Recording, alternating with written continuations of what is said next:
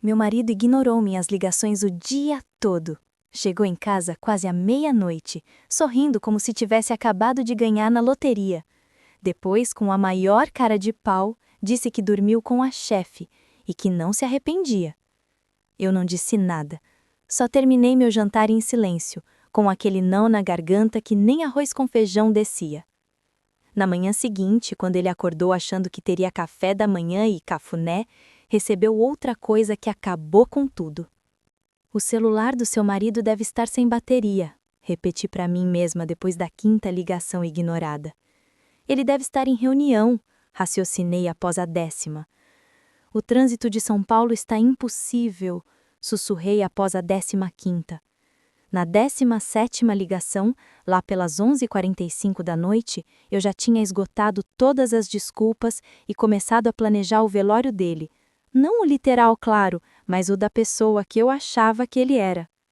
Quando Eduardo finalmente chegou em casa, exalando um perfume caro e decisões medíocres, nem se deu ao trabalho de pedir desculpas pelas ligações ignoradas. Em vez disso, abriu um sorriso de quem vai contar uma boa notícia e me falou sobre Camila, a chefe dele, descrevendo como tinha passado o dia explorando o escritório, o carro e o quarto de hotel dela, com um entusiasmo que me embrulhou o estômago. Se você acha que ninguém deveria ignorar 17 ligações do próprio cônjuge, considere se inscrever. É de graça e ajuda a espalhar histórias importantes. Mas estou me adiantando. Deixe-me voltar àquela manhã em que eu ainda acreditava em 17 anos de casamento. 6h da manhã. O despertador tocou. Como sempre. Eduardo não se mexeu. Ele nunca se mexia antes do dele, às 6h30. Saí da cama e fui para a cozinha, preparar o café colombiano que ele tanto amava. 2 colheres de açúcar, nada de creme. O cheiro invadia a casa, igual fazia desde que nos mudamos para Casa Ramos, há 12 anos. Às 6h45, o café da manhã já estava prontinho. 3 ovos mexidos com queijo cheddar forte. Ele odiava queijo suave, dizia que era inútil, igual promessa de político. Torrada integral com manteiga de verdade, na medida exata. Nem de mais, nem de menos. Esse tipo de precisão só vem com anos de prática e de se importar com as pequenas manias de alguém. Bom dia, linda, murmurou Eduardo descendo as escadas com o cabelo bagunçado de um lado. Beijou minha bochecha e pegou o café num gesto tão automático quanto apertar o botão do elevador. Não esquece que hoje é terça-feira, lembrei apontando para o calendário da geladeira. 1ª terça do mês. Nossa noite de encontro. Tradição de 10 anos. Jamais perderia, respondeu ele já mexendo no celular. A Camila Whittaker me colocou em reuniões o dia todo, mas estarei em casa às 7h. Camila era chefe dele havia apenas 3 meses, mas o nome dela já aparecia mais vezes na nossa mesa de jantar do que o meu. Ela é brilhante, inovadora, leva a equipe para outro nível. Eu a conheci uma única vez, no piquenique da Ramos Engenharia e Construções, lá no Parque do Ibirapuera, de salto alto na grama, digitando no celular quando o pessoal jogava vôlei, elogiou minha salada de batata com um sorriso tão falso quanto nota de R$3. Ela é intensa, comentou Eduardo naquela primeira semana, mas estou aprendendo muito com ela. Aprendendo até demais pelo visto. As madrugadas começaram discretas. Quintas-feiras para a formação de equipe, depois terças para planejamento estratégico. No segundo mês, qualquer noite servia para a Camila. Ele chegava em casa às 10h11, às vezes perto da meia-noite, com um cheiro estranho. Novos purificadores de ar no escritório, explicou quando mencionei a mudança de perfume. A Camila instalou, ela leu um estudo sobre produtividade. Nós usávamos os mesmos perfumes há 17 anos. Ele, a loção pós-barba Wood, que eu comprava todo Natal.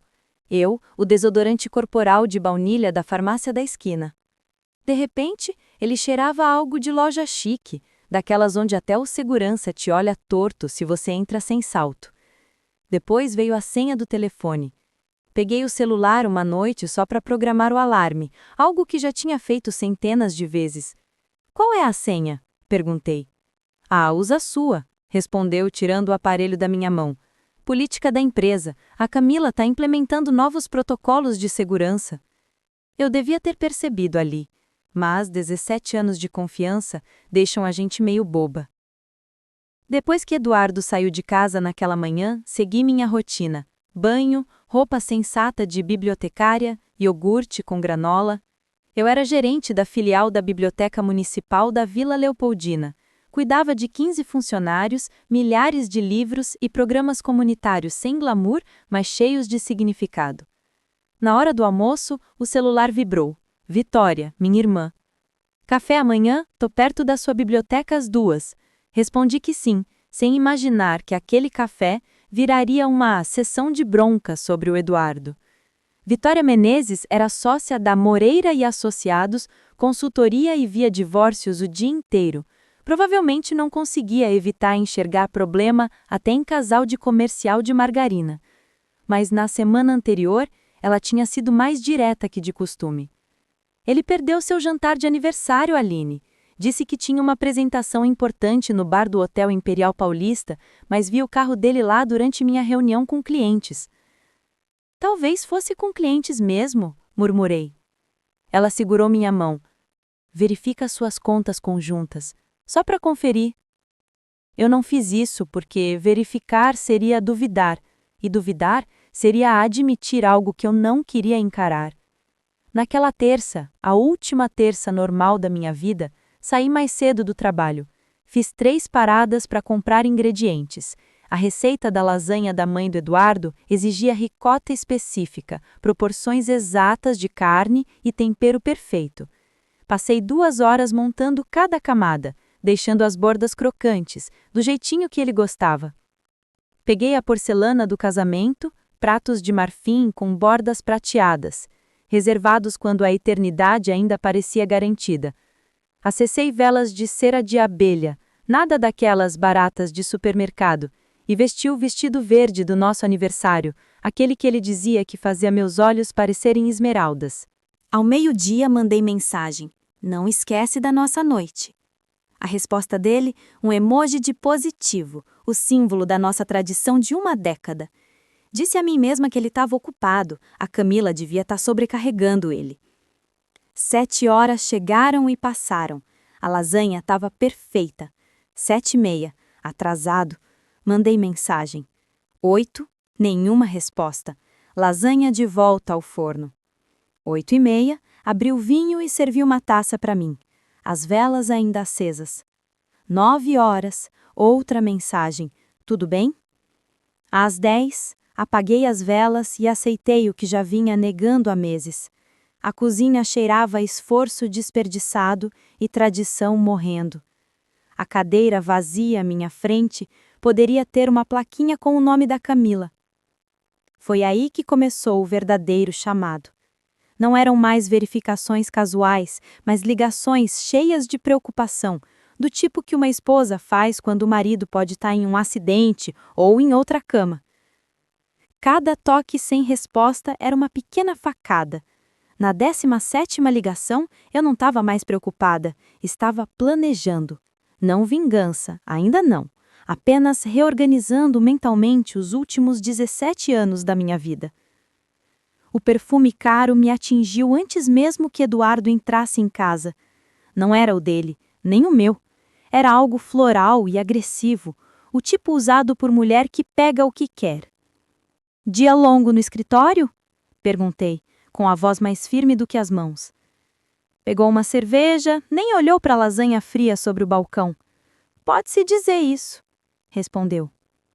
Então vieram as palavras que destruíram tudo, enquanto eu ainda segurava o garfo, a lasanha da mãe dele esfriando na porcelana do casamento que escolhemos quando achávamos que sabíamos o que significava amor.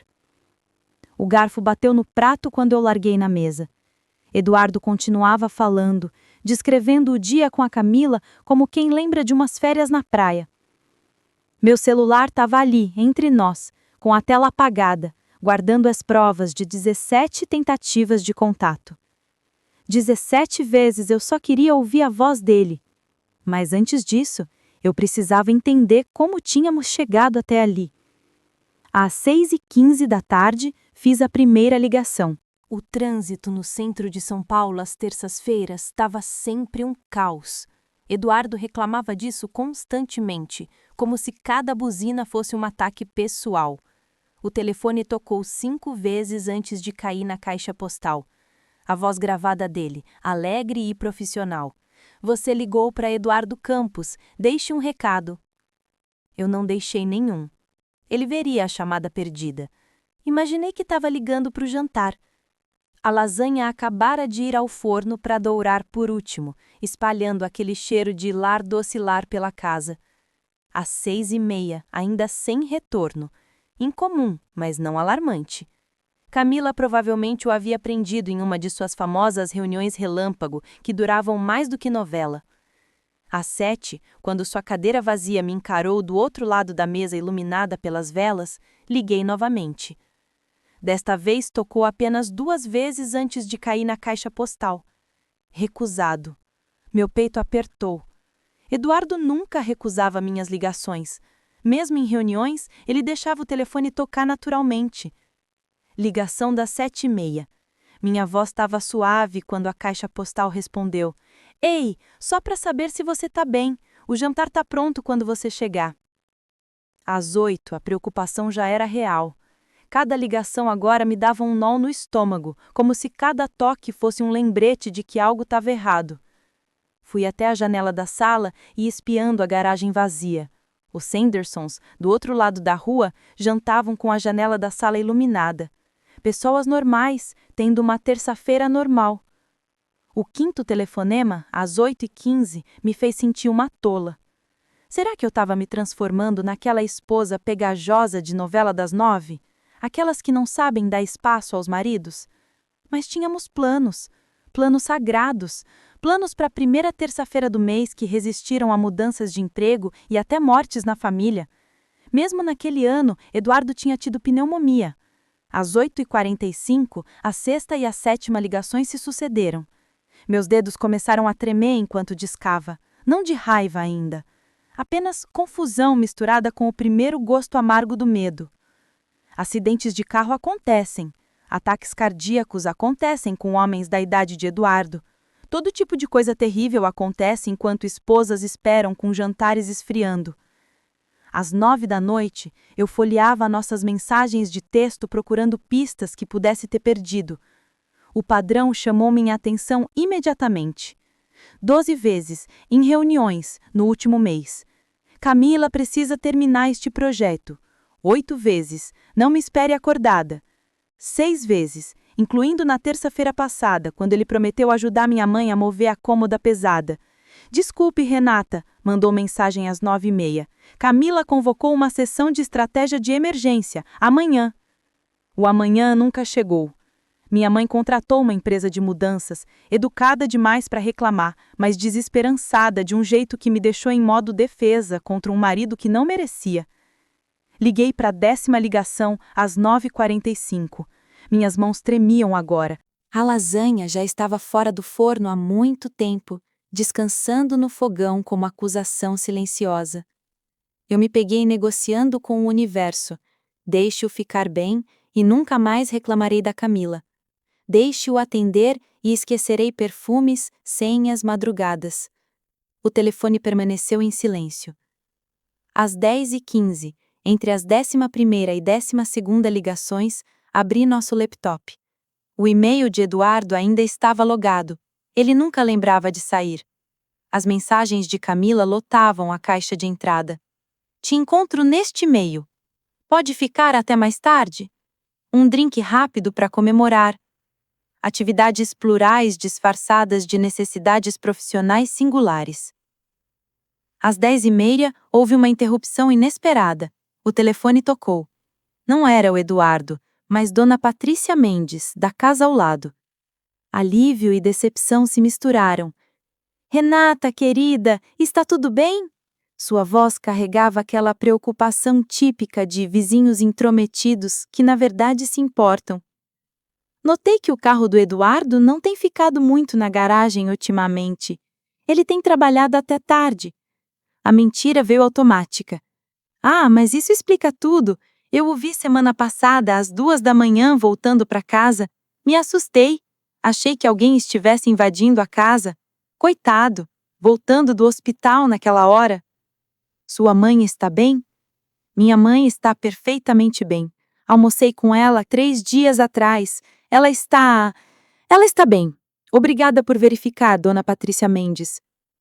Liguei para a 13ª às 10h45, 14ª às 11h. Cada toque ecoava na cozinha silenciosa. As velas tinham queimado até virar tocos e a cera acumulando-se na toalha de mesa. Eu andava de um lado para o outro, da pia à mesa, à geladeira e de volta. Minha aliança refletia a luz a cada passagem, projetando pequenos arco-íris na parede. 17 anos desde que Eduardo a colocou no meu dedo, prometendo atender sempre que eu ligasse. Às 10h15, ligação 15, deixei mensagem. Minha voz controlada. Eduardo, estou preocupada. Por favor, me avise que você está bem. Foi quando meu telefone vibrou com uma notificação que não era de Eduardo. American Express. Nova cobrança de R$ 400 no restaurante Dom Carlito. 20h47. Minhas mãos pararam de tremer. Tudo parou de tremer. O mundo ficou quieto e cristalino. Abri o aplicativo com dedos firmes. Lá estava tudo listado como prova. Mesa para 2, champanhe não da casa, mas com vista para o cliquê. 2 entradas, mignon e salmão. Sobremesa, chocolate soufflé para 2. Para 2. Enquanto eu requentava a lasanha feita com a receita da mãe dele, Eduardo tomava champanhe e sobremesa. O mesmo restaurante onde Vitória vira o carro dele, o lugar onde eu supostamente jamais estaria. Ligação 16. Às 11h30, eu não esperava mais resposta. O som da sua mensagem de voz se tornara tão familiar quanto um hino fúnebre. Mas liguei mesmo assim, precisando completar o ritual, dar todas as chances para ele não ser quem eu agora sabia que ele era. 11h45. Ligação 17. A última. Sentei-me à mesa da cozinha, a lasanha fria, minha única companhia, e disquei uma última vez. Quando tocou, olhei para o meu reflexo na janela escura. A mulher que me encarava não era mais a esposa preocupada. Era outra. Alguém que passara 6 horas se transformando de preocupada a desconfiada, e finalmente confiante. Quando a caixa postal de Eduardo atendeu pela 17ª vez, não deixei recado.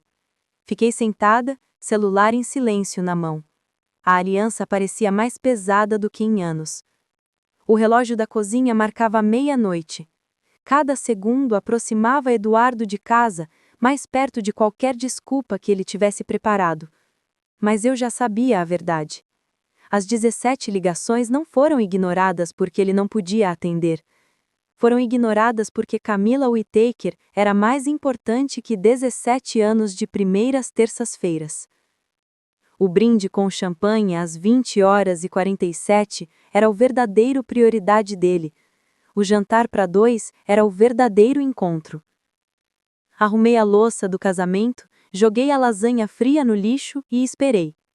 Não mais como esposa preocupada, mas como mulher se preparando para a guerra. O relógio da cozinha marcava 11h58 quando ouvi a chave na fechadura. Permaneci sentada, mãos sobre a mesa, respirando devagar.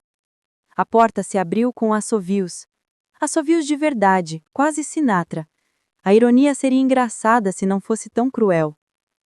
Eduardo entrou como quem fechara um negócio de R$ 1 milhão, gravata frouxa, camisa por fora da calça, aquela delicadeza de troca de roupa apressada.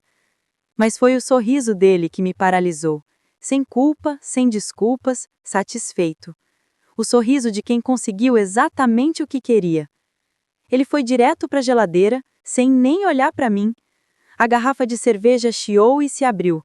Tomou um longo gole e finalmente me notou sentada ali, na penumbra, ainda acordada.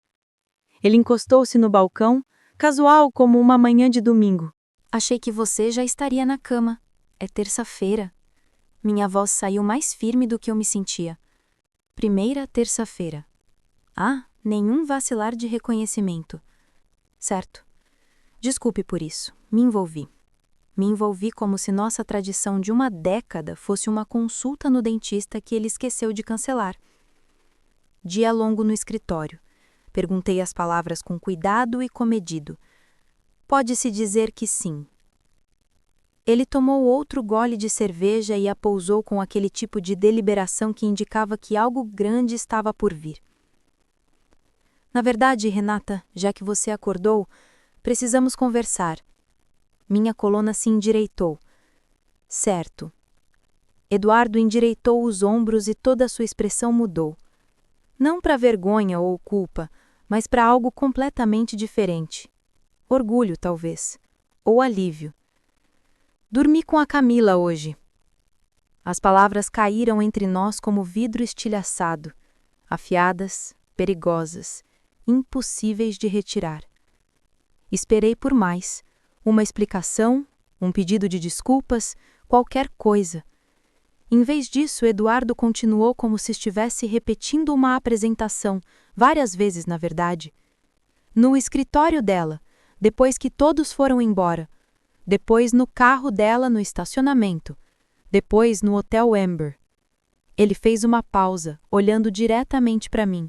E, Renata, não me arrependo de um segundo sequer. Minha mão encontrou o garfo ao lado do meu prato. A lasanha fria ainda estava lá, coagulada e patética. Dei uma mordida, mastiguei devagar. Não senti gosto de nada, mas me forcei a engolir. É isso? A voz de Eduardo ficou mais aguda. Essa é a sua reação? Dei outra mordida. A lasanha precisava de mais orégano. Seu rosto se contorceu em confusão. Acabei de dizer que ouvi você. Mais uma mordida. O movimento mecânico de comer manteve minhas mãos ocupadas e me impediu de jogar o prato na cabeça dele. Você teve relações com sua chefe em 3 lugares diferentes? Muito completo. Renata, o que você quer que eu diga? Larguei o garfo com cuidado e limpei a boca com um guardanapo. Parabéns pelo seu networking bem-sucedido. Deve atualizar seu LinkedIn? Eduardo Campos agora oferece consultas íntimas com a gerência. A garrafa de cerveja caiu com força.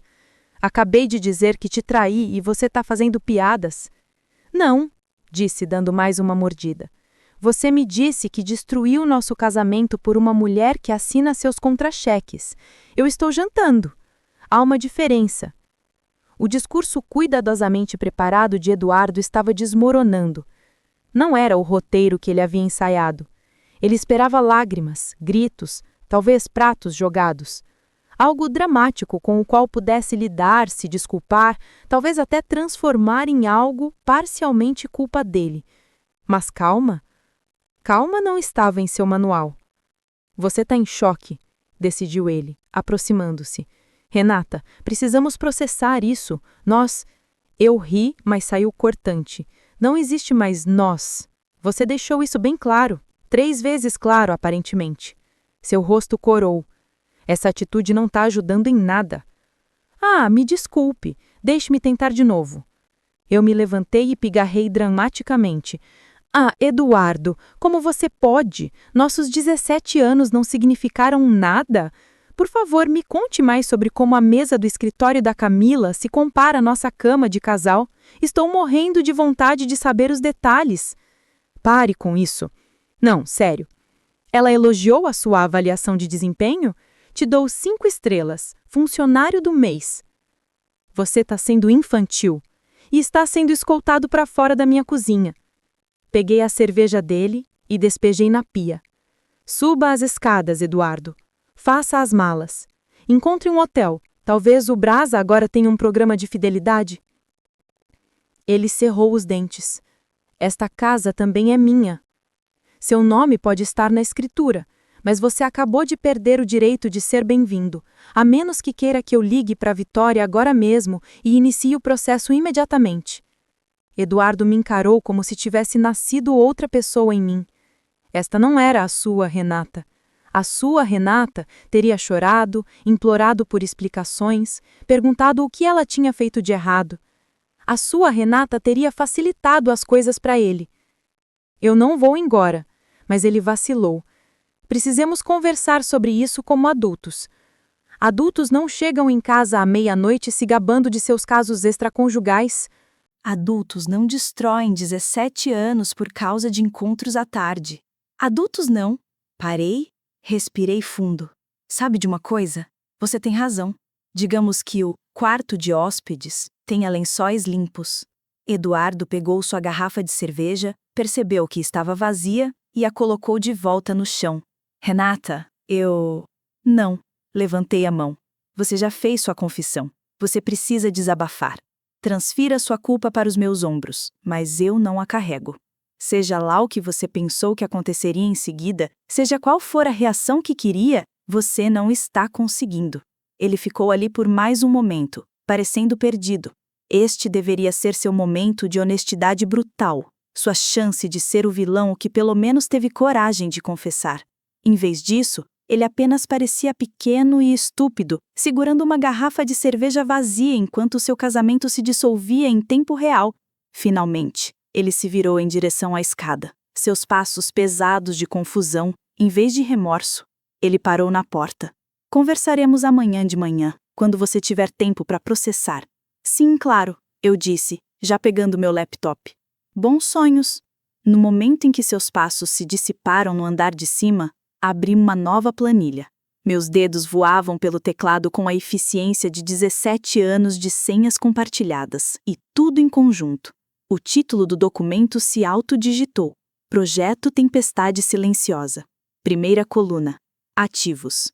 Conta corrente, poupança, carteira de investimentos, os 2 carros, a casa, com seu detalhe convenientemente esquecido, a hipoteca apenas em meu nome, graças ao desastre de crédito de Eduardo no 5º ano. Segunda coluna. Passivos. A dívida do cartão de crédito de Eduardo, seus empréstimos estudantis, seu ego, embora este último não fosse tecnicamente financeiro. Terceira coluna. Itens de ação. Meu telefone vibrou com uma mensagem da minha mãe. Como foi o encontro? Respondi. Memorável. Então, abri outra mensagem para Victoria. Preciso do tubarão. Não do advogado. Do tubarão. 3 pontos apareceram imediatamente. Tão ruim? Pior. Mas estou prestes a deixá-lo lindo. Meu escritório. 7 horas da manhã. Tragam café e pintura de guerra. Sorri. Meu primeiro sorriso de verdade em horas. Depois, voltei para minha planilha, adicionando abas para a documentação, linha do tempo e o meu favorito. Vingança, servida na temperatura ideal. Eduardo achou que minha confissão me quebraria. Ele achou que aqueles 3 locais de infidelidade me fariam entrar em uma espiral, mas tudo que ele fez foi acionar o interruptor que eu nem sabia que existia. Aquele que transformou 17 anos de devoção em precisão fria e calculada. Trabalhei até às 3 da manhã. A cozinha estava silenciosa, exceto pelos cliques do teclado e pelo som ocasional do ronco de Eduardo vindo do nosso quarto. Desculpe, seu quarto temporário. Cada senha memorizada, cada conta documentada, cada vulnerabilidade catalogada. Quando finalmente fechei o laptop, o projeto Tempestade Silenciosa já tinha 18 páginas de pura retribuição organizada. Eduardo me dera 17 horas até amanhã para processar sua traição. Eu só precisava de 6 para planejar sua destruição completa. A tela do laptop brilhava como 3 da manhã quando finalmente me afastei da mesa da cozinha. 6 horas de planejamento concluídas. Meus olhos ardiam, mas minha mente estava cristalina. O ronco de Eduardo ainda ecoava lá de cima. O sono tranquilo de um homem que pensava que confissão significava absolvição. Comecei com o dinheiro. Nossa conta poupança conjunta mostrava R$ 47.832. Legalmente, eu poderia movê-lo. Moralmente, depois da apresentação dele à meia-noite, eu deveria ter levado tudo. Iniciei a transferência para minha conta pessoal, aquela que Eduardo nem sabia que existia. Aberta há 3 meses quando a colônia mudou. Por precaução. Transferência concluída. 3h17. Em seguida vieram os cartões de crédito. Eduardo tinha 3 cartões suplementares em minhas contas. Cancelei-os um por um, com efeito imediato. O representante de atendimento ao cliente, provavelmente acostumado a cancelamentos de vingança no meio da noite, nem questionou.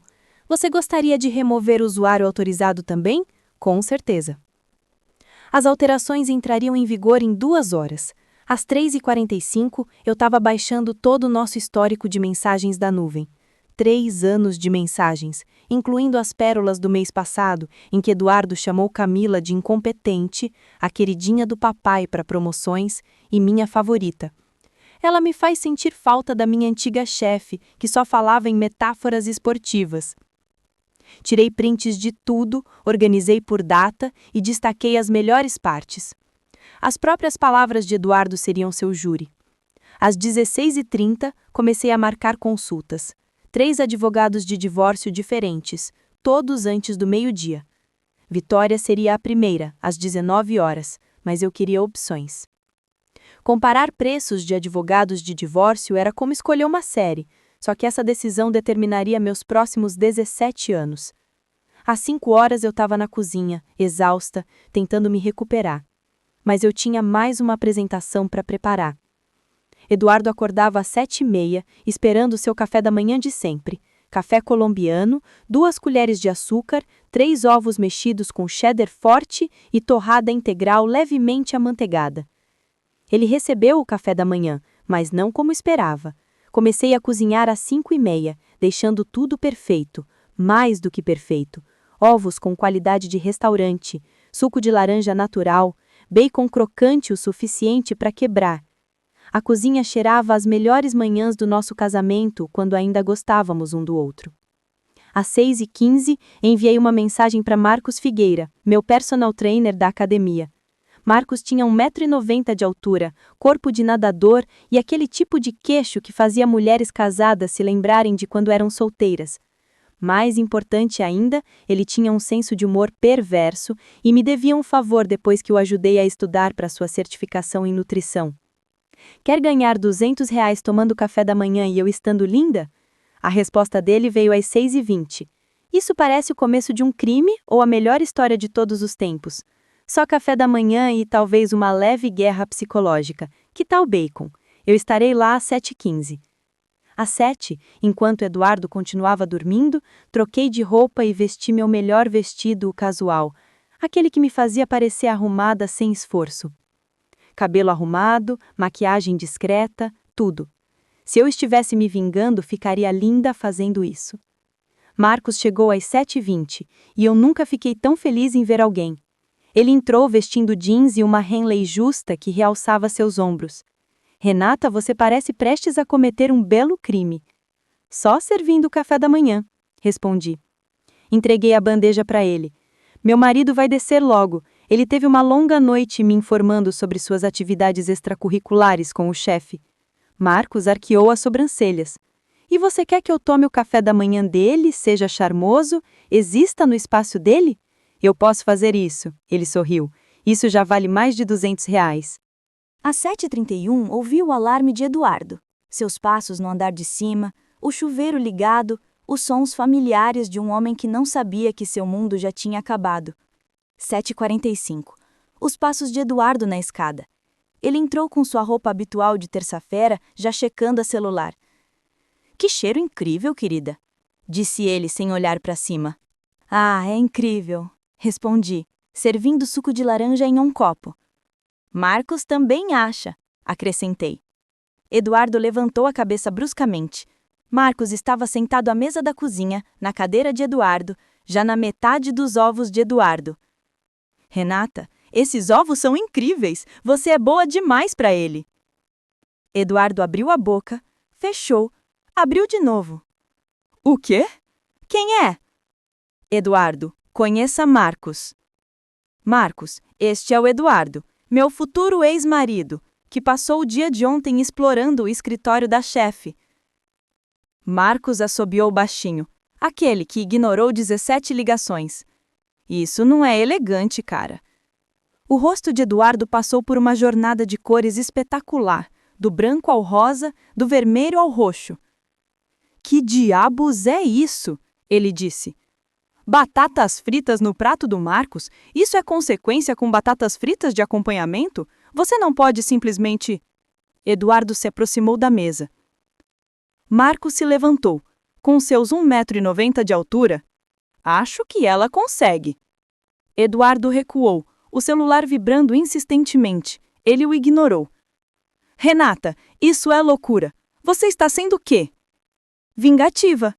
Enchi a xícara de café do Marcos. Não, vingativa seria ligar para o marido da Camila. Dr. Ricardo Whittaker, certo? O cirurgião cardíaco, que acha que a esposa está em uma conferência médica.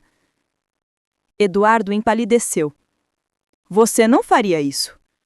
Peguei meu celular e mostrei a ele as informações de contato do Dr. Ricardo já carregadas. Tenho capturas de tela, Eduardo. Terça-feira, às 14h47, você chamou a Camila de insaciável. Na mesma terça-feira, você me disse que estava em reuniões de orçamento. Marcos deu outra mordida nos ovos, assistindo como se aquilo fosse entretenimento de primeira. Terça-feira à tarde, atitude ousada. Estúpida, mas ousada. O telefone de Eduardo tocou, o nome de Camila na tela. Ele recusou. Você provavelmente deveria atender, eu disse docemente. Ela tá ligando desde as 7 da manhã. Algo sobre o marido ter encontrado recibos de hotel. Eduardo procurou a carteira. Tirou o cartão de crédito. Eu preciso, esse cartão foi cancelado às 3h17 da manhã. O azul foi cancelado às 15h22. O visto de emergência às 15h26. Você terá que usar sua conta pessoal. Sorri. Aquela com os R$ 73. A campainha tocou. Hora perfeita. Vitória entrou como se fosse a dona do lugar. Terno Powers, pasta imaculada na mão. Bom dia, Renata. Eduardo. Ela disse o nome dele como se deixasse um gosto ruim. O que ela está fazendo aqui? A voz de Eduardo falhou. Vitória colocou a pasta no balcão e tirou outra. Meu trabalho. Aqui está o seu acordo de separação. Você tem 48 horas para responder. Sugiro contratar um advogado. Isso é uma emboscada? Não, disse Vitória calmamente. Isso é consequência. Além disso, Camila Whittaker. Ela é citada na denúncia. Acontece que a empresa dela tem uma política rígida de não confraternização. Vai ser interessante. O telefone de Eduardo tocou novamente. Camila. Desta vez ele atendeu, caminhando em direção ao corredor. Todos nós podíamos ouvir sua voz em pânico. O Dr. Ricardo sabe que tem os extratos do cartão de créditos, os recibos do hotel. Meu pai tá ligando, a empresa tá ligando. Eduardo, o que você fez? Ele olhou para nós. Eu, calma. Marcos, profissional de Vitória, ainda saboreando seu café da manhã. E eu finalmente percebi, não era uma luta dramática que ele pudesse vencer, não eram lágrimas que ele pudesse manipular, era algo calculado, organizado e já em andamento. Eduardo correu para fora com Camila ainda gritando ao celular. Pela janela, observei o andar de um lado para outro na entrada da garagem, uma mão pressionada contra a testa, a outra agarrando o telefone como se pudesse salvá-lo. Vitória, Marcos e eu estávamos na minha cozinha, espectadores silenciosos do início do seu colapso. Preciso ir, disse Eduardo ao telefone, alto o suficiente para ouvirmos. Eu te ligo depois. Ele voltou para dentro, furioso, com o rosto vermelho e desesperado. Renata, precisamos conversar a sós. Não. Peguei minha xícara de café e tomei um gole moderado. Marcos ainda não terminou o café da manhã, e Vitória tem mais papéis para você revisar. Eduardo pegou o celular novamente, os dedos tateando ao tentar retornar a ligação para Camila, direto para a caixa postal. Tentou de novo, mesmo resultado. Com problemas? Vitória perguntou inocentemente. Ele a ignorou, mudando para o aplicativo do banco. Observei seu rosto empalidecer ao ver o saldo da conta conjunta. R$ 1.247. Apenas o suficiente para mantê-la ativa, mas não para fazer diferença. Eles o comeram, murmurou, pegando as chaves. Vou te poupar da viagem, gritei atrás dele. Os 3 cartões foram cancelados horas atrás. Ele se virou. Você não pode fazer isso. Isso era dinheiro de 2. Vitória estava certinha no passado. Tudo perfeitamente legal, aliás. O celular de Eduardo vibrou com mensagens. Seus olhos se arregalaram enquanto lia, polegares voando pela tela. Mais mensagens chegaram rapidamente. Seu rosto passou de pálido a cinza.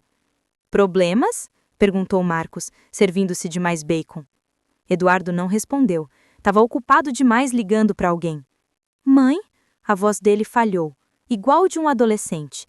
Mãe, preciso explicar. Mesmo do outro lado da sala, eu consegui ouvir a voz da mãe dele, ríspida e decepcionada. Renata já me ligou hoje de manhã. Eduardo Campos, como você pôde? Aquela menina doce que faz minha receita de lasanha melhor do que eu. Quem se lembra do meu aniversário quando você esquece? Mãe, por favor. Você não me agrada, mãe. 17 anos, Eduardo. 17 anos ela te suportou e é assim que você retribui com aquela mulher. Ele desligou na cara da própria mãe. Marcos ficou ali, espreguiçado. Bem, isso foi esclarecedor. Renata, aqueles ovos estavam realmente incríveis. Ele tirou a carteira do bolso, mas eu o dispensei com um gesto. Fique com ela, você a conquistou só por estar aqui. Depois que Marcos saiu, Eduardo se jogou no balcão. Seu telefone não parava de vibrar. Mensagens de colegas de trabalho, amigos, gente que já tinha ouvido falar. O incêndio florestal moderno de fofocas se espalhando mais rápido que a temporada de seca na Califórnia. Tem uma reunião do Clube do Livro, anunciei, olhando para o relógio. Vitória, você pode cuidar das coisas aqui? Com prazer. Eduardo olhou para nós. Clube do Livro? Não, Renata, nossa vida está desmoronando. A sua vida, corrigi, pegando minha bolsa. A minha está ficando interessante. 20 minutos depois, eu estava sentada na sala de Márcia, cercada por 6 mulheres que me conheciam desde antes de Eduardo, durante Eduardo, e agora, felizmente, me conheceriam depois de Eduardo. O livro estava esquecido na mesa de centro. Querida, disse Márcia, servindo o vinho, apesar de serem 10 horas da manhã, conte-nos tudo. Então, contei com calma, com fatos, até com um toque de humor. O 17 chamou a confissão da meia-noite de emboscada do café da manhã. Elas ofegaram nos momentos certos, a raiva queimando nos olhos como mães protetoras. Janete, que trabalhava no RH do Grupo Aramis Tecnologia S.A., quase se engasgou com o vinho. Camila Whittaker? Ah, querida, já recebemos 3 reclamações sobre ela: conduta inadequada com subordinados, criação de ambiente hostil, uso de recursos da empresa para atividades pessoais. Atividades pessoais? Perguntei. Digamos que as câmeras do estacionamento foram muito instrutivas. Seu Eduardo não é o primeiro romance dela no escritório. Ele é apenas o primeiro idiota a confessar à esposa. Meu telefone tocou. Número desconhecido. Alô, senhora Campos, aqui é Dr. Ricardo Whittaker. A sala ficou em silêncio. Coloquei-o no viva voz.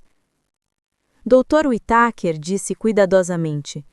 Por favor, me chame de Ricardo. Queria agradecer pela dica anônima sobre verificar os extratos do cartão de crédito. Muito esclarecedor. Não sei o que fazer. Está tudo bem, ele interrompeu, com a voz surpreendentemente calorosa. Não estou bravo com você. Você é tão vítima quanto eu, mais na verdade. Este é o 4º caso da Camila que eu saiba. Mas desta vez, ela escolheu o casal errado para destruir. As mulheres ao meu redor se aproximaram. Já entrei em contato com a empresa do Eduardo. Enviei a eles uma documentação interessante sobre os padrões da Camila. Você sabia que ela tem como alvo específico homens casados? É como um jogo para ela. Meu estômago embrulhou. Eu não sabia disso. Também conversei com o meu advogado. Ele está muito interessado em colaborar com você. Camila ainda não sabe, mas está prestes a perder tudo. O pai dela conseguiu aquele emprego para ela, sabe? Ele estava no conselho. Renunciou esta manhã quando enviei as provas. Ai, sinto muito que isso tenha acontecido com você, Renata. Eduardo é um idiota, mas Camila é uma predadora. Ela vai destruí-lo agora que a diversão acabou. É isso que ela faz. Conquista e depois descarta. Depois que Ricardo desligou, a sala explodiu em conversas. Todos tinham opiniões, conselhos, vinho para servir, mas as palavras de Janete ficaram gravadas. É melhor você voltar para casa e guardar tudo o que for valioso. Homens desesperados fazem coisas estúpidas. Dirigi para casa e encontrei o carro de Eduardo desaparecido e a porta da frente escancarada. Caos total. Ele claramente tentou fazer as malas às pressas, gavetas abertas, armários revirados, papéis por todo lado. Mas a porta do escritório permanecia trancada. Eu havia trocado a fechadura às 4 da manhã. A sala de jogos que ele tanto amava agora era minha sala de artesanato. Sua preciosa cadeira de jogos foi substituída pela mesa de costura da minha avó, recuperada do depósito. Seus tacos de golfe sumiram porque foram doados para a caridade ontem. O recibo estava de fato no balcão, pronto para a dedução do imposto de renda. Fui para o nosso quarto. Suas roupas estavam espalhadas, as malas meio desfeitas e abandonadas. Na cama havia um bilhete. Onde estão minhas figurinhas da Copa de 1994? Mandei uma mensagem para Vitória. Ele está procurando a coleção assinada. A resposta dela foi imediata. Segura no meu escritório. Alavancagem legal. O mundo inteiro de Eduardo estava se desfazendo em tempo real. Crédito congelado, mãe derrubando ele, colegas escolhendo lados, e Camila, a mulher por quem ele havia destruído tudo, nem atendia suas ligações. Sentei-me na cama, nossa cama, e senti algo inesperado. Pena. Não suficiente para impedir o que eu havia começado, mas suficiente para reconhecer que Eduardo havia se enganado. Ele apostou 17 anos numa mulher que colecionava homens casados como troféus. Meu telefone vibrou. Eduardo. Onde você tá? Precisamos conversar. Não respondi. Não havia mais nada a dizer. Coloquei o celular na cama e fui até a janela. O carro dele não estava na garagem, mas eu sabia para onde ele tinha ido. Domingo, dia de inventário no escritório dele. Tripulação esquelética, perfeita para tentar entrar e pegar suas coisas antes da tempestade de segunda-feira. Ele não fazia ideia de que a tempestade já tinha chegado à costa. Meu telefone tocou. Janete, do Clube do Livro, do RH. Renata, você precisa saber o que vai acontecer amanhã. Pode se sentar? Já tô sentada. Me diga. O cartão-chave do Eduardo foi desativado há 1 hora. Quando ele chegar segunda-feira de manhã, a segurança vai estar esperando.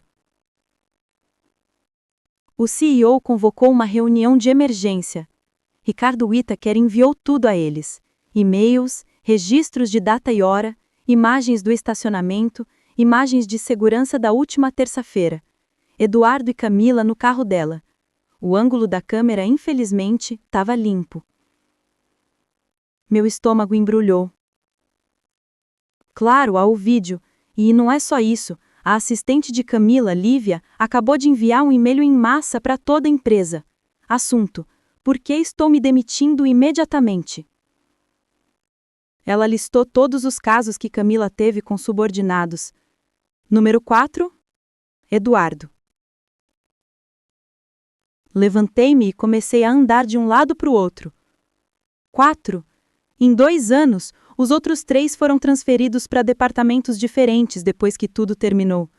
Mas Eduardo, ele é o primeiro a se casar, o primeiro cuja esposa ligou para o Ricardo Whittaker. A segunda-feira chegou mais rápido do que o esperado. Acordei às 5 da manhã com mensagens de números desconhecidos. Colegas de trabalho dele, pessoas que eu conhecera em festas da empresa, todos me ligando com variações de: sinto muito, não tínhamos ideia. Às 7h45 o meu telefone tocou. Espera, eles não me deixam entrar no prédio. disse ele com a voz aguda e em pânico. Meu cartão-chave não funciona. A segurança disse que eu precisava ir ao RH imediatamente. Ok. É só isso que você tem a dizer, Renata? Estão me tratando como um criminoso. Não, Eduardo. Estão te tratando como um funcionário que violou a política da empresa. Há uma diferença. Ele desligou. 15 minutos depois, outra ligação. Desta vez, sua voz estava rouca. Eles tinham tudo impresso. E-mails, mensagens de texto, até um vídeo do estacionamento. Eu não disse nada. 3 executivos me aguardavam. Eles tinham destacado o manual do funcionário, seções sobre relacionamentos com supervisores, uso indevido de propriedade da empresa e criação de ambiente de trabalho hostil. Minha mesa já estava lotada. Vejo que Camila também foi embora, o escritório dela estava vazio. Disseram que o pai dela chegou às 6 horas e limpou tudo sozinho. Ele estava se demitindo do conselho. O pai que conseguiu o emprego para ela, que mexeu os pauzinhos, que permitiu o comportamento dela por anos, finalmente enfrentando as consequências por associação. Renata, preciso que você entenda. Ela me perseguiu. Ela, Eduardo. Ela te perseguiu como um gato persegue ratos por esporte. Você era o número 4. Silêncio, então. Como você sabia disso? Lívia enviou um e-mail. A empresa inteira sabe. Eu ouvi fazer um som. Não foi exatamente um soluço, nem uma risada. Algo quebrado. Eles querem que eu assine algumas coisas. Acordos de confidencialidade. Estão oferecendo 2 semanas de pagamento se eu assinar imediatamente e não entrar com uma ação de demissão injusta. Aceite. Mas aceite, Eduardo. 2 semanas é mais do que você merece, e nós 2 sabemos disso. Outra ligação chegou. Número desconhecido. Preciso ir, disse Eduardo. O novo interlocutor era inesperado. Jaime Moreira, o CEO do Grupo Aramis Tecnologia S.A. Sua voz era formal, mas de alguma forma calorosa. Senhora Campos, estou ligando pessoalmente para me desculpar. O que nossos funcionários fizeram, o que aconteceu sob nossa supervisão, é imperdoável. Obrigada, mas estamos conduzindo uma investigação completa. Camila Whittaker foi demitida e estamos revisando nossas políticas. Seu marido, ex-marido, também está sendo demitido por justa causa. Eu entendo. Gostaríamos de lhe oferecer consideração pela sua discrição neste assunto. Valorizamos nossa reputação. E, Sr. Moreira, não quero o seu dinheiro, só quero que isso acabe. Respeito isso.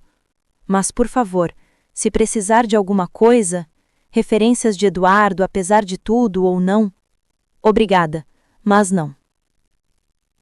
Depois de desligar, decidi uma coisa. Iria ao escritório de Eduardo, não por ele, mas por mim, para encerrar o assunto. Vesti-me com cuidado, meu melhor vestido profissional, azul marinho com riscas finas, o mesmo que eu usava nas reuniões do conselho da biblioteca.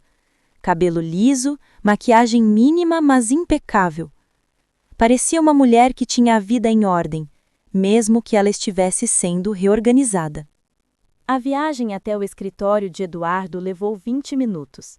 Eu já tinha feito isso dezenas de vezes, deixando almoços esquecidos, buscando-o na revisão do carro dele, participando de festas de fim de ano onde Camila comandava como uma rainha enquanto os maridos de outras pessoas orbitavam ao redor. A recepcionista me reconheceu imediatamente. Seu rosto assumiu várias expressões: surpresa, pena, respeito.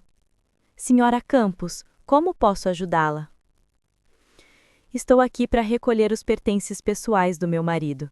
É possível? Ela fez uma ligação rápida e assentiu. A segurança me acompanharia.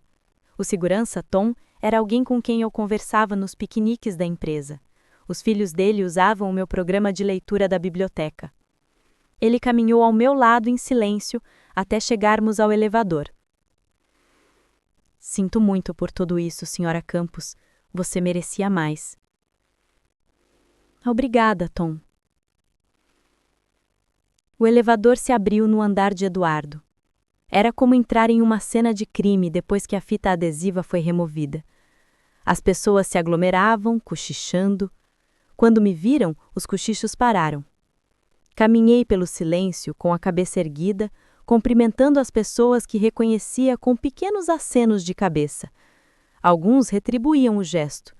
Outros desviavam o olhar, constrangidos pela associação. A mesa de Eduardo estava, de fato, encaixotada. 2 caixas de papelão com 17 anos de uso, reduzidas a materiais de escritório e fotos pessoais. Peguei a foto emoldurada do nosso casamento, estudei-a por um instante e a coloquei com a face para baixo na caixa. Renata? Virei-me. Lívia, a ex-assistente de Camila, estava lá, com uma expressão desafiadora e exausta ao mesmo tempo. Desculpe, disse ela. Eu deveria ter te avisado. Eu sabia sobre os outros, mas precisava deste emprego, e não é sua culpa. Enviei o e-mail sobre os padrões dela. A empresa inteira sabe agora. Ótimo. Ela piscou, surpresa. Camila me ligou há 1 hora, gritando sobre lealdade, sobre arruinar a própria vida. Contei a ela que ela arruinou a própria vida e vários casamentos.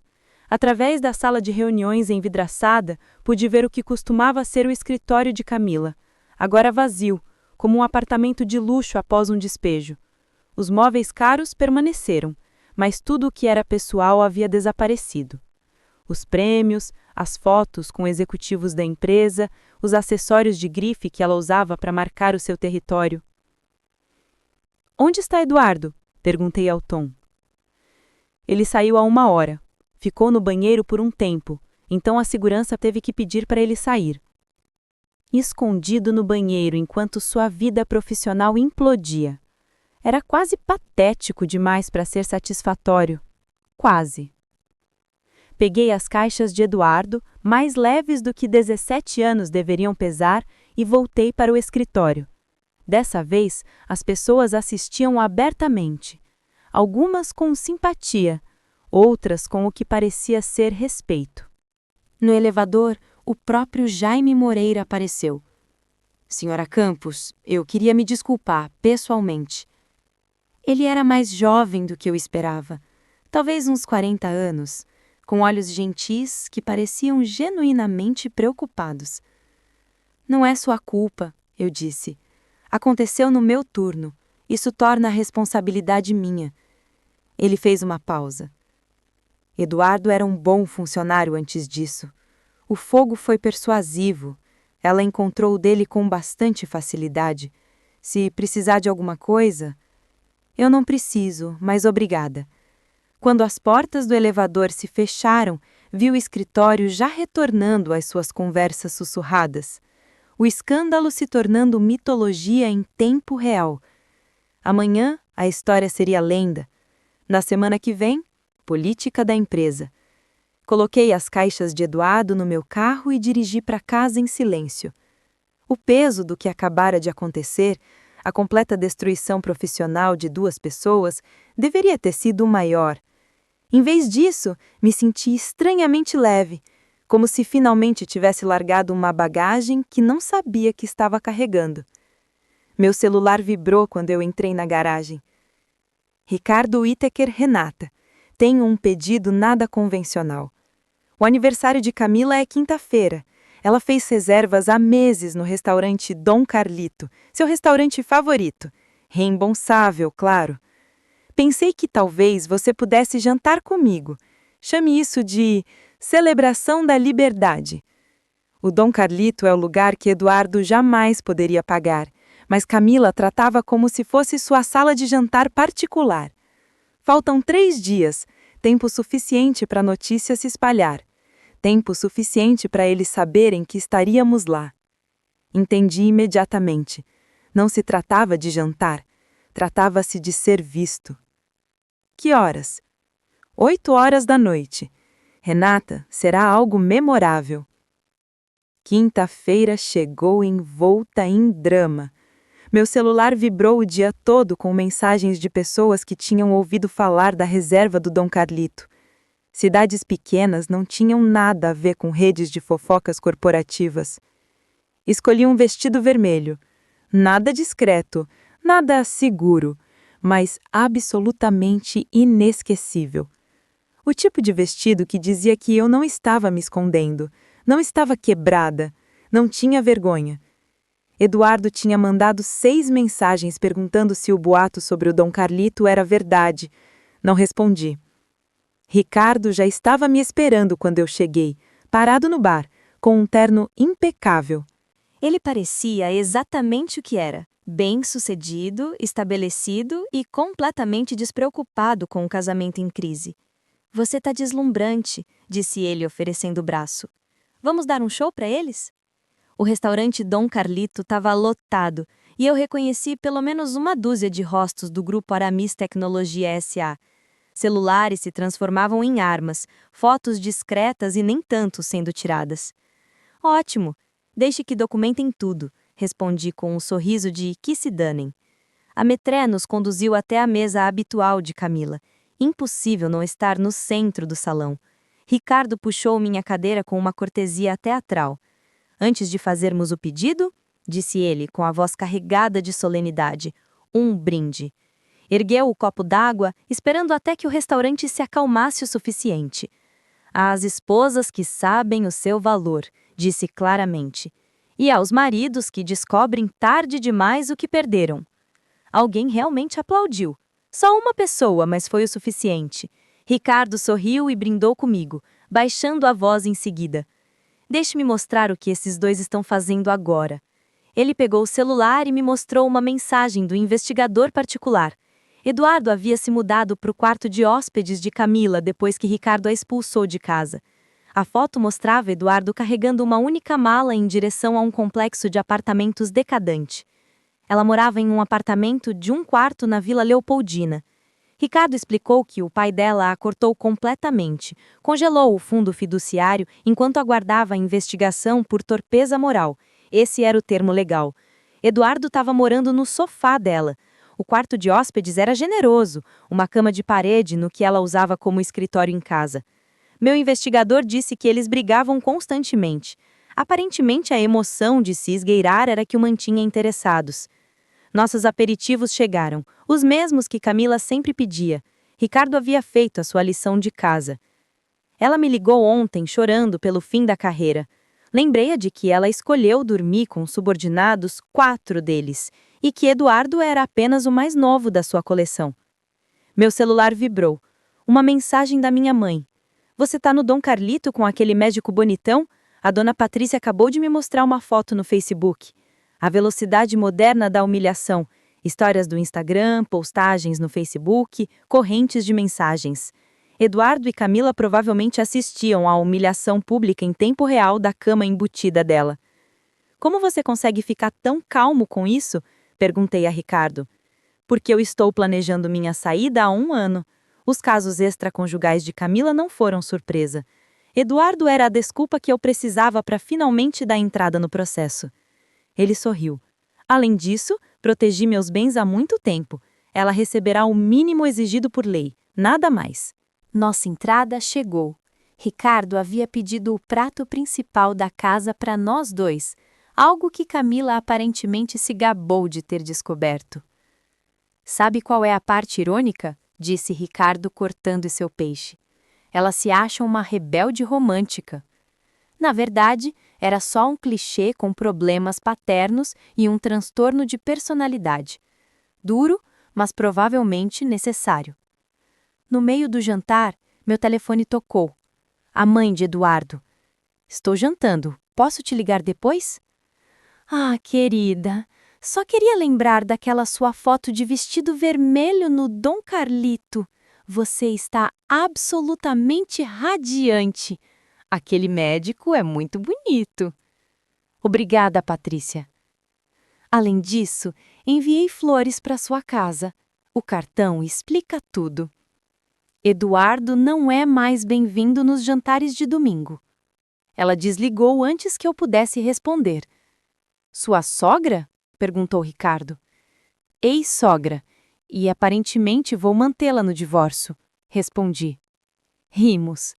Risadas de verdade, não daquelas amargas. Meu celular vibrou novamente. Vitória Menezes acabara de ligar perguntando sobre o plano de previdência dele. Expliquei as multas por saque antecipado.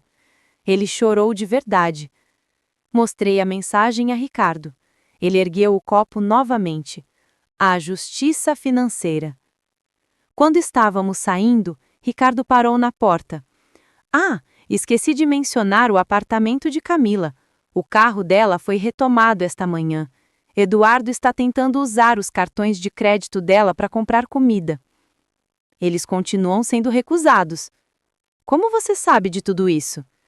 Ela me manda mensagens o tempo todo, implorando, ameaçando, suplicando. Eu não respondo, mas leio. É melhor que Netflix. Do lado de fora do Dom Carlito, Ricardo me acompanhou até o carro. Obrigada por isso, Renata, por participar do meu jantarzinho de vingança. Obrigado por tornar isso possível. Mais uma coisa, disse ele puxando um envelope.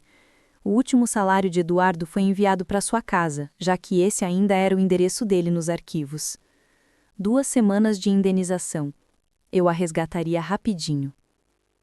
Dirigi para casa e encontrei minha mãe dando sua festa mensal no jardim. 20 mulheres no meu quintal. Vinho fluindo, vozes ecoando. Tentei entrar sorrateiramente, mas minha mãe me viu. Renata, pessoal, a Renata tá aqui, recém-saída do jantar no Dom Carlito. As mulheres se aglomeraram, todas falando ao mesmo tempo. Senhora Patrícia, deveríamos começar um grupo de apoio. Esposas que venceram. Nos encontraremos mensalmente, beberemos vinho e comemoraremos a saída de maridos terríveis. Minha mãe estava servindo salada de batata, usando a receita de Camila que trouxera para o piquenique da empresa no ano passado, mas de alguma forma, melhor. Adicionei picles, disse minha mãe com orgulho. A versão de Camila era sem graça, como a personalidade dela. As flores da Patrícia estavam no balcão da minha cozinha. 2 dúzias de rosas, com um cartão. Você sempre foi boa demais para o meu filho. Com amor, sempre, mãe. Enquanto a festa continuava lá fora, sentei-me à mesa da cozinha e abri a carta que Vitória havia enviado com o resumo financeiro de Eduardo. A casa, a minha, o plano de previdência privada dele, dizimados por multas. O carro que ele dirigia, recuperado, pois estava em leasing no meu nome. Associação ao Clube de Cotia, cancelada. A última linha me fez parar. Recomendar emprego urgentemente. Os cálculos de pensão alimentícia começam no mês que vem. Eduardo me devia pensão. O ex-executivo desempregado e viciado em sofá teria que pagar pensão mensal à sua ex-esposa bibliotecária. Servi-me de vinho e voltei para a festa. As mulheres ainda conversavam, compartilhando suas histórias de sobrevivência e vingança. Senhora Patrícia estava descrevendo o caso do primeiro marido com a secretária. Tão clichê que era quase chato. Como Eduardo está lidando com tudo? Alguém perguntou. Ele está vivendo o sonho dele, morando com a chefe no apartamento de 1/4 dela. Bem, a ex-chefe também foi demitida. O grupo explodiu em gargalhadas e novos brindes. A justiça, a liberdade, a escolhas melhores. Enquanto o sol se punha e a festa terminava, fiquei no meu quintal. Meu quintal não era mais nosso, e senti todo o peso da vitória. O último convidado foi embora por volta das 10 horas, levando consigo as barracas de vinho vazias e as histórias de sobrevivência. Fiquei sozinha no quintal, com as luzes de corda que a minha mãe havia pendurado, projetando sombras suaves na grama. A noite agora era minha, tranquila, pacífica e completamente livre da espera por alguém que nunca priorizaria voltar para casa. 6 meses passaram como páginas de um livro que eu finalmente estava gostando de ler.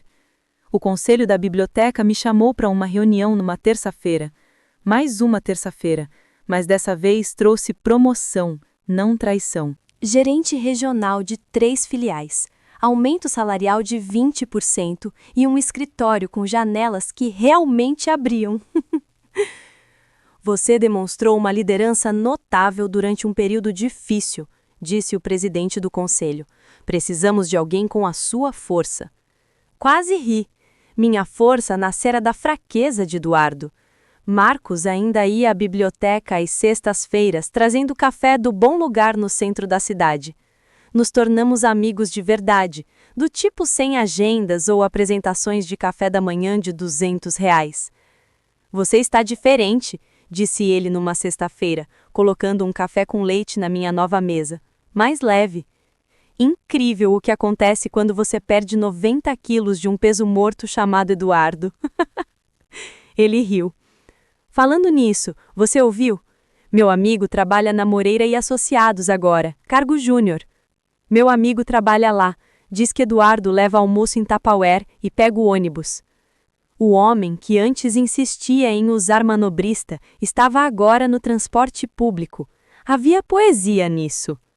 Meu clube do livro também havia se transformado. O que começou como vinho e fofocas evoluiu para algo inesperado, um pequeno negócio de distribuição de vinhos.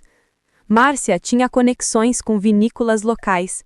Janete cuidava da estrutura jurídica e eu da contabilidade. A Wives Who Win Wines nasceu de uma brincadeira na festa no jardim da minha mãe, mas já havia gerado seu primeiro lucro. Deveríamos enviar uma garrafa para o Eduardo, sugeriu Janete durante a reunião. Aquela coisa barata? Não, disse eu. Ele não tem espaço na nossa história de sucesso. Mamãe finalmente parou de perguntar sobre netos. Na semana passada, durante o almoço, ela simplesmente disse: Você já passou por muita coisa, querida. O que te faz feliz já basta para mim. Era quinta-feira quando Eduardo reapareceu. Não uma quinta-feira especial, apenas uma chuvosa de novembro. Eu estava lendo no sofá quando a campainha tocou às 20 horas. Pelo olho mágico, vi-o encharcado, maltrapilho, segurando flores de supermercado já murchas pela chuva. Abri a porta, mas não o convidei para entrar. Renata! Sua voz falhou ao me chamar. Podemos conversar? Estamos conversando lá dentro. Estou encharcado. Parece um planejamento ruim da sua parte. Ele ficou ali parado, com a chuva escorrendo pelo rosto, sem se parecer em nada com o homem que andara e assobiara naquela meia-noite. Esta versão era desanimada, desesperada e, de alguma forma, menor. Camila me trocou, disse ele, por um executivo da indústria farmacêutica. Aparentemente, eu era apenas vingança contra Ricardo. Eu não disse nada. Apenas observei a chuva atrás dele. Estou trabalhando na Moreira agora, consultor júnior. Ganho metade do que ganhava antes. Pego o ônibus, Renata. O ônibus. E percebo o que perdi, o que joguei fora. Você é... Parei e levantei a mão. Sua percepção chegou 17 meses atrasada. Não estou interessada na sua clareza retrospectiva. Por favor, Renata. Eu sei que destruí tudo, mas talvez... Não existe talvez, Eduardo. Você não apenas traiu, você voltou para casa orgulhoso disso. Você me olhou nos olhos e se gabou de ter destruído nosso casamento. A chuva aumentou, encharcando seu casaco fino. As flores do supermercado murcharam ainda mais. Eu faço qualquer coisa, disse ele. Aconselhamento, terapia, o que você quiser. O que eu quero é que você vá embora. Ele ficou ali por mais um instante. A chuva e o arrependimento o faziam parecer quase solidário. Quase. Posso pelo menos entrar para me secar? Não. Fechei a porta na cara dele, fui até a cozinha e preparei um chá. Pela janela, observei-o na varanda por mais 5 minutos, antes de finalmente ir embora, ombros curvados contra a chuva. Meu telefone vibrou. Ricardo, tênis amanhã? 9 horas? Ricardo e eu tínhamos nos tornado amigos improváveis. Todos os sábados jogávamos tênis no Clube Paineiras, que Eduardo não podia mais pagar. Estávamos empatados. Ambos iniciantes, ambos rindo de nossos péssimos saques, ambos se recuperando do mesmo tipo de traição. Eduardo apareceu hoje à noite, respondi, com flores de posto de gasolina sob chuva. Camila me ligou ontem. Eles estão morando em um estúdio agora, brigando constantemente. Ela o culpa por arruinar a carreira dela. Ele a culpa por arruinar o casamento dele. Eles se merecem. Não, respondeu Ricardo. Eles merecem pior, mas um ao outro terá que servir. O tênis de sábado de manhã se tornou meu novo ritual. Ricardo e eu jogávamos mal, ríamos alto e de vez em quando encontrávamos pessoas da antiga empresa de Eduardo cochichando sobre sermos parceiros de vingança. Sabe o que é engraçado? Disse Ricardo depois de um saque ruim. Eles acham que estamos juntos. Eduardo e Camila estão convencidos de que estamos tendo um caso. Deixe-os pensar, respondi, acertando a bola na rede. A paranoia deles é problema deles. A melhor vingança é viver bem. Mas viver bem enquanto eles assistem do estúdio deles é ainda melhor, completou Ricardo. Nós rimos. O tipo de risada que vem de sobreviver a algo terrível e encontrar alegria do outro lado. Naquela noite preparei o café da manhã perfeito para o jantar.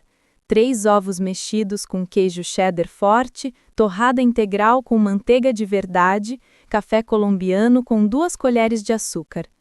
A mesma refeição que eu já havia feito para Eduardo milhares de vezes, mas agora era minha. Sentei-me à mesa da cozinha, a mesma onde Eduardo confessara seu caso, onde eu planejara sua destruição, onde reconstruí minha vida. Meu celular permaneceu silencioso ao meu lado. Nenhuma chamada perdida, nenhuma mensagem desesperada, ninguém com quem eu precisasse me preocupar. Todos que importavam sabiam onde me encontrar. Vitória ligava quando precisava da irmã. Mamãe aparecia sem avisar com biscoitos.